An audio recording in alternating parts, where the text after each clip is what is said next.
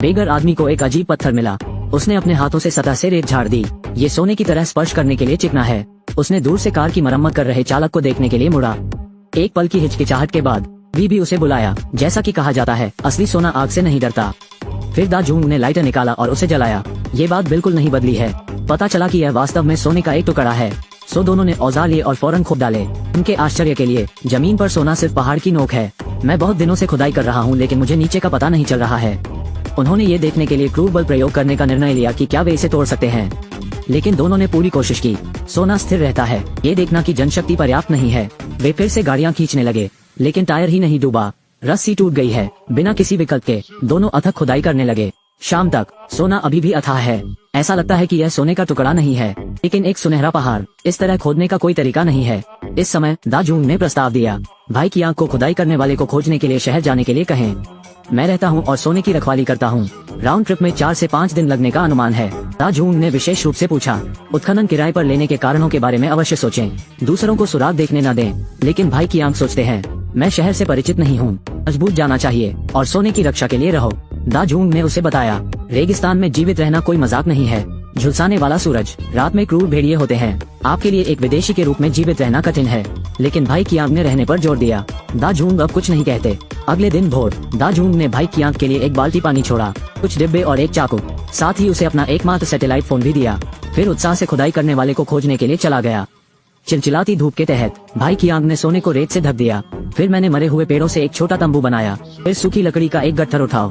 भेड़िए के हमले से बचने के लिए लपटों का प्रयोग करें। पहली रात आती है, वो अभी भी ताज़ा डिब्बाबंद खाना खा सकता है, लेकिन अगले कुछ दिनों के लिए वो केवल काट सकता है। अगले दिन भोर भाई की आंख ने अभी अभी अपनी आंखें खोली, अवचेतन रूप से सोने को देखा। अचानक फोन बज उठा। वो फोन पर हाथापाई करने लगा, लेकिन कोई संकेत नहीं है। दोपहर के समय धूप तेज होती है। भाई की आंख सोने को घूर रहे हैं। यही एकमात्र विश्वास है जो उसका समर्थन करता है। पास में पड़ी सूखी लकड़ी जल गई। उसे खोजने के लिए और दूर जाना पड़ा। इस समय उसने दूर में कुछ देखा। जाने से पहले उसने सोने को पत्थरों से दबा दिया। फिर पहाड़ी पर चढ़े की दूरी पर एक विमान का मलबा है। आदमी रेत के नीचे सोने की खान खोजता है। सोना रखने के लिए वो 48 घंटे से रेगिस्तान में फंसा हुआ है, और वो साथी जो खुदाई करने वाले को खोजने गया था, लेकिन लापता हो गया है। सौभाग्य से उसे एक विमान का मलबा मिला। उसने विमान के चारों ओर ध्यान से देखा। मुझे लगता है कि यह आदर्श आवास है, लेकिन एक पहाड़ी है। अगर यहाँ रहते हैं, देखने में कोई सोने की खान नहीं, तो उसके पास एक विचार था, विमान को नष्ट करना शुरू करें, मलबे को वापस सोने की खान में घसीटना। सूखे पेड़ों के खिलाफ कैंप बनाया, लेकिन यह एक ऑपरेशन। उन्होंने गंभीर निर्जलीकरण के लक्षण विकसित किए। ये बात है, वह गहरी नींद में सो गया। जब वो फिर से उठता है, माथा और गर्दन धूप से झुलस गए हैं। पसीने से मिश्रित घाव कई मच्छरों को आकर्षित किया। भाई की आंख का दिल टूटने की कगार पर है। वो सोचता है कि यह इस तरह नहीं चल सकता, इसलिए उसने एक पत्थर से उसका एक टुकड़ा गिरा दिया। इस सोने के टुकड़े को लेना चाहते हैं, इस गंदी जगह से बाहर निकलो। लेकिन इस समय फोन अचानक बजा। क्या आपने पहले कभी आकाश में पाई का अनुभव किया है? नहीं, इसे खोने का जोखिम उठाना चाहते हैं? ऐसा न करें, सोने की रक्षा करो। मैं यथाशीघ्र वहाँ पहुँचूंगा, हमें और सोना मिलेगा। भाई की आंख, पानी की भारी कमी के कारण दिन के दौरान सूखी लकड़ी एकत्र नहीं की जाती है। बची हुई जलाओ लकड़ी जल्दी बुझ गई। वो सिर्फ टॉर्च से भेड़ियों को भगा सकता है। ये तीसरे दिन तक चला। थके होने के कारण उसे अब मच्छरों के काटने की परवाह नहीं है। पूरा चेहरा पहचान से परे है, लेकिन सोने की खान के लिए उसे इंतजार करना होगा। इस समय कुछ ही दूरी पर उसकी नजर एक जहरीले सांप पर पड़ी। आपके दरवाजे पर डिलीवर किए गए गेम का सामना करना। उसने चाकू उठाया और उस पर कूद पड़ा। मैंने कभी नहीं सोचा था कि सांप ने उसे नहीं पकड़ा। पीछे का पानी भी पलट गया। कैन में बचा हुआ सूप अपने मुंह में डालें। अंतिम विनम्रता का स्वाद लेना। चौथा दिन भाई की आंख आपूर्ति खोजने के लिए फिर से विमान के मलबे के पास आए, लेकिन उसने पाया कि एक आकृति उसकी ओर बहुत दूर नहीं चल रही है। वो जल्दी से केबिन में छिप गया। सोना बैग में छिपा दिया, लेकिन इसकी खोज एक महिला ने की। उससे पूछो कि वो यहाँ क्यों छिपा है। भाई की आंख चुप है। मुझे उम्मीद है कि वो जल्दी चली जाएगी। इस समय महिला उठी और इधर उधर देखने लगी। टेंट की ओर घसीटने के निशान का पालन करें। भाई की आंख एक पल के लिए घबरा गए। महिला को रोकने के लिए जल्दी से पकड़ें, पर अब बहुत देर हो गई है। महिलाएं अभी भी सोने की खान की खोज करती हैं। हताशा में कियान भाई को खाता है और महिला को गोली मार देता है। उसके ठीक होने का इंतजार करें।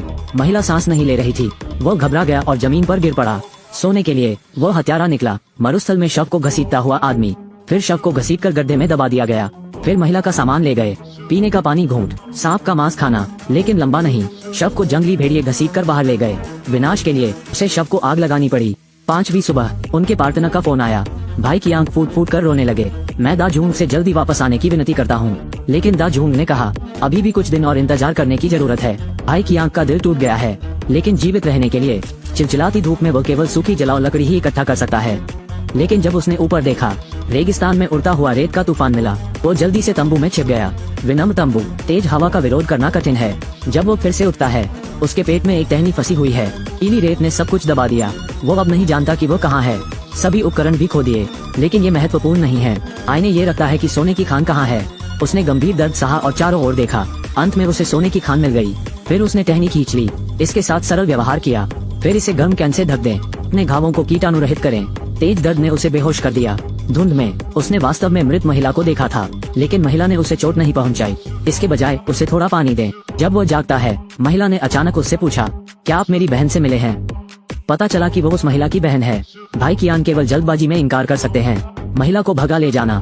जब वो फिर से उठता है, चारों ओर आग का गोला मिला है। संभवतः एक महिला। भेड़ियों को भगाने के लिए उसने उसे आग लगाने में मदद की। इस समय दा जूंग ने फिर फोन किया, कहा कि वो जल्द ही यहाँ आएंगे, लेकिन दुर्भाग्य से भेड़ियों ने उसे घेर लिया है।